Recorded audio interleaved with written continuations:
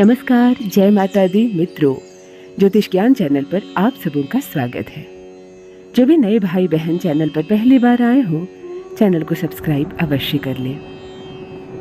मित्रों, जब भी संबंधों में विच्छेद होने लगता है, जब भी कोई रिश्ता विश्वास खोने लगता है, जब भी ऐसा आपको लगने लगता है कि अब ये रिश्ता डामाडोल होने लगा है, सामने वाला मेरे काबू के बाहर हो रहा है, मेरे नियंत्रण के बाहर हो रहा है और इसी कारण से यह रिश्ता बिखर रहा है, विवश हो जा रहा है टूटने के लिए। क्योंकि एक संबंध दो लोगों के बीच होता है और दोनों में से जब दोनों लापरवाही करने लगे तो रिश्ता टूट जाता है। परंतु यदि दोनों में से एक भी सिंसियर हो और उसे रिश्ता संभालना हो, या वो ठान ले कि इस रिश्ते को मैं टूटने नहीं दूंगा या नहीं दूंगी, तब यह रिश्ता रुक जाता है टूटने से, बच सकता है टूटने से। आज मैं आपको मोबाइल की फ़ोटो से वशीकरण बताने जा रही हूँ। केवल 2 बार फूंक मार के फ़ोटो पर आप सामने वाले से अपनी बोली बुलवा सकते हैं, सामने वाले को कर सकते हैं पूर्ण रूप से अपने वश में। प्रथम प्रेमी और प्रेमिका की बात मैं इसलिए करती हूँ, सबसे ज़्यादा कमेंट्स मुझे इसी मामले में आते हैं कि मेरा प्रेमी यूँ तो बहुत प्रेम करता था मुझसे, बड़े लंबे समय से मेरे साथ प्रेम प्रसंग में है और अब मुकर रहा है।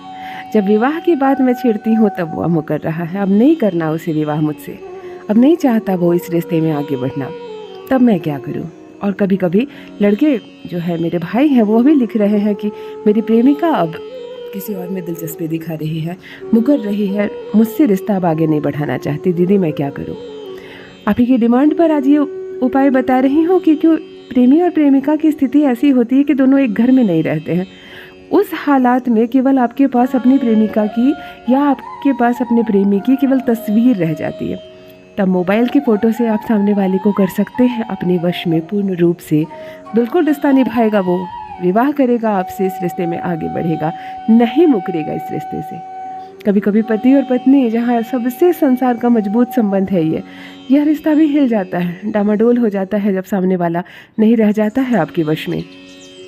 ऐसी परिस्थिति में केवल अपने पति की फ़ोटो से आप अपने मायके में बैठे बैठे भी यह कर सकती हैं। कई बहनें लिखती हैं कि बहुत साल हो गए मैं मायके में रहती हूँ, पति नहीं आता है मिलने, सुध-बुध लेने, कोई खबर नहीं लेता। तो ऐसी स्थिति में मेरी बहनों, आप अपने मायके में बैठकर अपने पति की तस्वीर के आगे यह प्रयोग करें, सार्थक होगा। पति वापस आएगा, आपको इज्जत के साथ ससुराल लेकर जाएगा। यहाँ तक कि यदि आप बाहर वाले में से किसी को अपने वश में करना चाहते हैं, आपको ऐसा लगता है ये मेरी बात नहीं मानता इसलिए मेरे सारे काम बिगड़ रहे हैं, तो ऐसे हालात में आप किसी के भी तस्वीर के साथ यह प्रयोग कर सकते हैं। ध्यान रहे, गलत नियत के साथ ना करें, कोई गलत इंटेंशन के साथ इस प्रयोग को आप ना करें। जब भी हम वशीकरण करते हैं, हमारी क्रियाएं, हमारी ऊर्जाएं जुड़ जाती है ब्रह्मांड से, फिर परमात्मा की शक्तियाँ बरसती हैं आप पर। वशीकरण एक अद्भुत क्रिया है, तो इसका मिसयूज़ ना करें, कोई भी गलत प्रयोग ना करें, यूँ ही ट्राई लेने या मजाक करने के लिए ना करें, अन्यथा 100% सफलता मिलेगी आपको। ध्यान से सुने, स्किप ना करें वीडियो को। संपूर्ण जानकारी आपके लिए भी लाभदायक है और आपके अपनों के लिए भी। जो भी नए भाई बहन चैनल पर पहली बार आए हो, ज्योतिष ज्ञान चैनल को अवश्य सब्सक्राइब कर ले, ताकि जो मेहनत कर रही हूँ मैं आपके लिए, वह मेहनत पहुँचे सीधे आप तक। मित्रों, जब भी कोई मनुष्य वशीकरण करता है तो उस वशीकरण का एक नियम है, आपको वशीकरण से पहले इजाज़त लेनी पड़ती है, अर्थात किसी की आज्ञा लेनी पड़ती है। तो सर्वप्रथम आज्ञा के लिए हमारे गुरु होते हैं। वशीकरण के लिए आप सर्वप्रथम अपने गुरु से आज्ञा लीजिए। यदि आपके कोई गुरु नहीं है तो ऐसी स्थिति में आपको अपने इष्ट से परमिशन लेनी होगी। जो भी आपके इष्ट देवता हैं, आप उन्हें पहले कह ले कि मैं एक वशीकरण करने जा रहा हूँ या जा रही हूँ, मुझे इसमें सफलता दीजिए, मेरी नियत सही है, मैं एक अच्छे उद्देश्य से यह वशीकरण कर रही हूँ या कर रहा हूँ। यदि आपके कोई इष्ट भी नहीं है, क्षण भर में ही आपके मन में कोई इष्ट नहीं आता, आप सभी को मानते हैं, तब अंततः आपको देवी माँ से, अर्थात माँ दुर्गा से, जो शक्ति का स्वरूप होती है, वशीकरण का निर्माण ही वहीं से हुआ है, आपको माँ देवी से, माँ जगदम्बा से परमिशन लेनी होगी। माँ, मैं ये वशीकरण करने जा रहा हूँ या जा रही हूँ, मुझे इसमें सफलता दीजिए। उसके बाद ही आप वशीकरण की क्रिया को आरंभ करेंगे। वशीकरण करने के लिए आपको 3 मोर के पंख लेने हैं और एक मोबाइल लेनी है जिसमें तस्वीर हो उसकी। यदि आपके पास पेपर फॉर्म में तस्वीर हो या फोटो फ्रेम में मढ़ी हुई तस्वीर हो तो सर्वोत्तम। ना हो तो मोबाइल पर फ़ोटो पर आप तस्वीर निकाल लें और मोबाइल की स्क्रीन में सेटिंग में जाकर आप ऐसा ऑन कर लें कि प्रक्रिया ख़त्म होने से पहले ये लाइट ऑफ ना हो जाए, आपकी मोबाइल की बत्ती बंद ना हो जाए और तस्वीर आपकी आंखों से ओझल ना हो जाए। तो इस बात में आप जाकर 1 घंटे की सेटिंग ऑन कर लें, आधे घंटे की सेटिंग ऑन कर लें।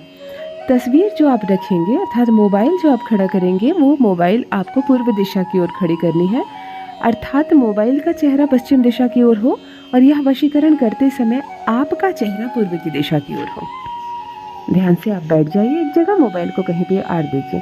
ये जो 3 मोर के पंख आपने लिए हैं, तीनों मोर के पंख को एक धागे से बांधकर एक बना दीजिए, बंच बना दीजिए और इसे मोबाइल के ठीक पीछे ऐसा खड़ा कीजिए जैसे किसी मनुष्य ने अपने सर पर मोर पंख लगा रखा हो। उस तरह से आपको मोबाइल की तस्वीर के पीछे मोर पंख को खड़ा करना है। आप सामने खड़े कर दीजिए उसे, आप शांति से बैठ जाइए, माता रानी को नमन कर लीजिए या अपने इष्ट को जप लीजिए, अपने गुरु को नमन कर लीजिए और मन को बहुत शांत रखिए। थोड़ा सा जल आपको अवश्य रखना है दाहिनी ओर, अपने दाहिनी ओर।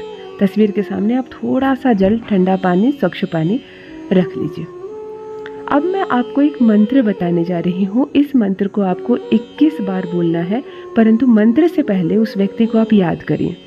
आंखें बंद करके उसकी अनुभूति कीजिए, मानो कि वो इस वशीकरण में वह भी आपके साथ बैठा है। सब कुछ ठीक है, कुछ नहीं है आप दोनों के बीच झमेला, कोई झंझट नहीं है, सब अच्छा है। ऐसा अच्छा महसूस कीजिए। उस व्यक्ति को जिसको भी आप कर रहे हैं अपने वश में, उसे मुस्कुराता हुआ देखिए, उसे चलता फिरता हुआ देखिए, आपसे बातें करता हुआ महसूस कीजिए। इस तरह से उसे देखिए ध्यान से, मतलब उसकी ऊर्जाओं से अपनी ऊर्जा को आपको कनेक्ट करना है। इस कुछ क्षणों के लिए दुनियादारी भूल जाइए। आपने क्या खाया है, कल क्या काम करना है, रात में क्या करना है, सब भूल जाइए। आप बिल्कुल शांत मन से कीजिए। सप्ताह के किसी भी दिन आप यह वशीकरण कर सकते हैं। 7 दिन आपके लिए हैं, आप किसी भी दिन करें।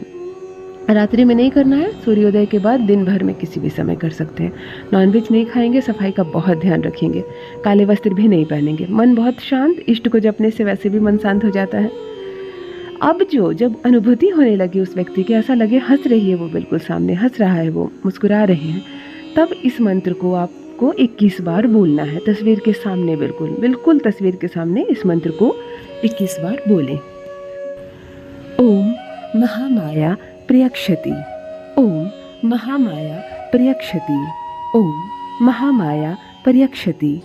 इस मंत्र को लगातार 21 बार बोलें और जैसे ही मंत्र खत्म हो 2 बार तस्वीर पर फूंक मार दें। जैसे किसी के चेहरे पर कोई फूंक देता है, वैसे ही आपको तस्वीर पर 2 बार फूंक मार देना है। मोबाइल की लाइट उसी समय ऑफ कर दें। इस मोर पंख को किसी भी पवित्र स्थान पर रख दें, अपने बेडरूम में भी आप रख सकते हैं। मोबाइल बंद कर दें। थोड़ा सा जल सामने आपने रखा था, उसकी कुछ बूंदें अपने शरीर पर छींट लें और बाकी जल आप पी लें। मित्रों, केवल इतना करने मात्र से उस व्यक्ति का मस्तिष्क में जो भी बुरी बात थी जिसकी वजह से वो आपसे अलगाव कर रहा था, वो आपसे दूर हो रहा था, वो खत्म हो जाएगा। वो आपकी ओर आकर्षित होने लगेगा। ऐसा लगेगा जैसे वो पूर्ण रूप से आपके वश में हो गया है। आप तुरंत करेंगे और तुरंत इसका परिणाम भी महसूस करेंगे। गलत नियत के साथ ना करें, सच्ची भावना से करें, 100% सफलता मिलेगी आपको। अवश्य करें, अपना अनुभव मुझे भी बताएं। बहुत बहुत